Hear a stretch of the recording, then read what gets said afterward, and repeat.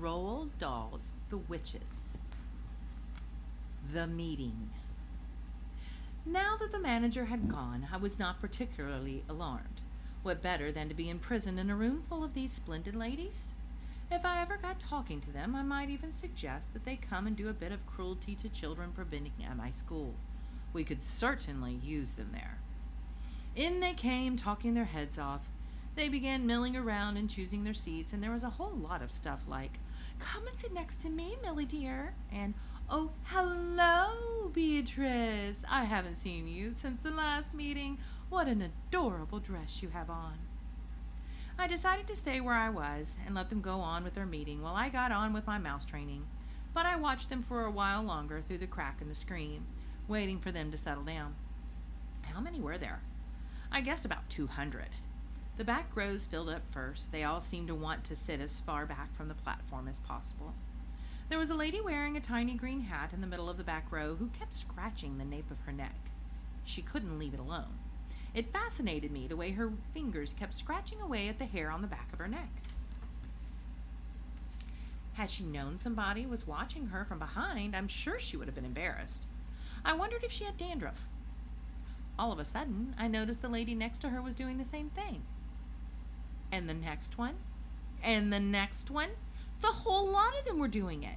They were all scratching away like mad at the hair on the backs of their necks. Did they have fleas in their hair? Or likely it was nits. A boy at school called Ashton had had nits in his hair last term, and the matron made him dip his whole head in turpentine. It killed the nits all right, but it nearly killed Ashton as well. Half the skin came away from his scalp. I began to be fascinated by these hair-scratching ladies. It is always funny when you catch someone doing something coarse and she thinks no one is looking. Nose-picking, for example, or scratching her bottom. Hair-scratching is very nearly as unattractive, especially if it goes on and on. I decided it had to be nits.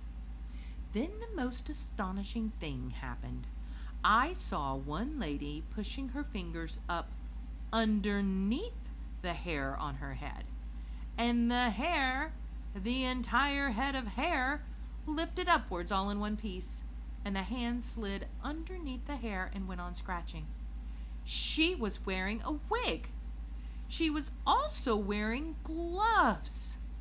I glanced swiftly around at the rest of the now seated audience.